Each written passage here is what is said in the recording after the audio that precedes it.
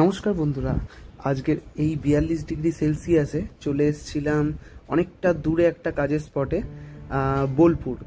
সবাই মোটামুটি চেনো শান্তিনিকেতন। ওখানেই একটা বাড়িতে আমার অ্যাকোরিয়াম সেট আপ ছিল, বড় একটা অ্যাকোরিয়াম সেট আপ, 4.5 ফিটের অ্যাকোরিয়াম।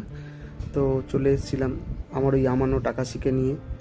ব্যাস ওই প্রথমেই আর কি যেরকম আমরা করি সব মিডিয়া ব্যাগগুলো দিয়ে ওরকমই করলাম। একটু পাওয়ার স্যান্ড, তার সঙ্গে হচ্ছে আপনার এডিএস সুপার 4, এগুলো সবই নিয়ে এসেছিলাম। সুপার 4টা সবার আগে দিয়ে দিলাম আর কি। পাওয়ার স্যান্ড দিতে লাগতো না, তাও কাস্টমারের রিকোয়ারমেন্ট, কি করা যাবে। ঠিক আছে, চলো, আমার একটুখানি বিলটা বাড়বে, তো ওই পাওয়ার স্যান্ড একটু দিয়ে দিলাম। 2টো প্যাকেট ইউজ করেছি।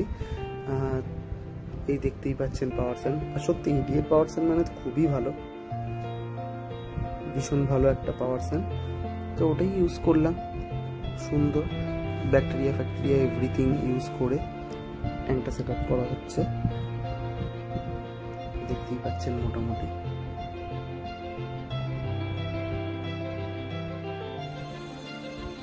তারপরে ব্যাকটেরিয়াটা ছড়াচ্ছে, একটা প্যাকেট শেষ হওয়ার পরে আর একটা প্যাকেট দিয়ে ছড়াচ্ছে। আর রুট ট্যাপগুলো যেগুলো সয়েলের মধ্যে থাকে ওগুলো একটার পর একটা টোটালটা দিয়ে কাজ করা হচ্ছে।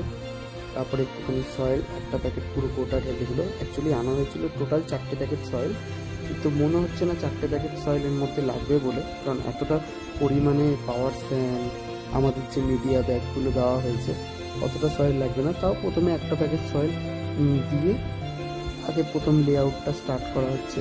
ওনার রিকোয়ারমেন্ট ছিল যে বাঁ দিক থেকে যাতে একটা স্লোপ নাবে, তো ওই রকমভাবে একটু উঁচু করে করছি আমরা। তারপরে একটু স্টোন ফোনগুলো দিয়ে বেসমেন্টটা করে নিলাম।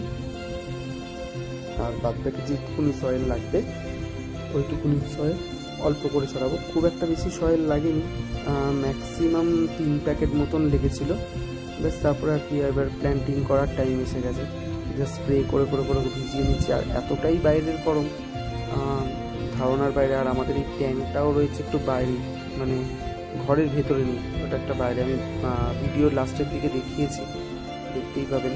স্প্রে করে ভিজিয়ে নিচ্ছি। আর এত কাজ করছি, এত লু হাওয়া আসছে বাইরে থেকে, ধারণার বাইরে। মানে কলকাতাতেই 42 ডিগ্রি সেলসিয়াস, তো বোলপুরের দিকে কী লেভেলের টেম্পারেচার হয়, তার মধ্যেই প্ল্যান্টিং হচ্ছে।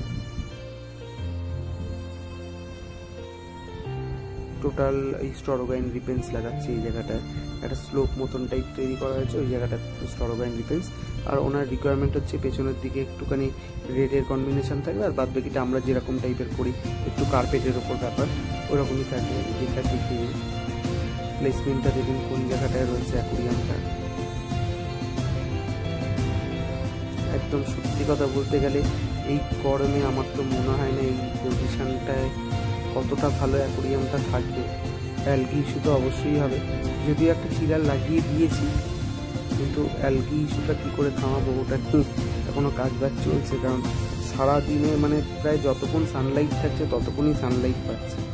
তো এরকম অবস্থায় ট্যাঙ্ক সেট আপটা করে দিয়েছি। ওনার রিকোয়ারমেন্ট দেখি, একান্ত যদি না হয় তো ঘরের ভেতরের দিকে শিফট করবে। আর জলটা একদম ঘোলা রয়েছে প্রথম দিন সেট আপ। তো নেক্সট ভিডিওতে পুরো টোটাল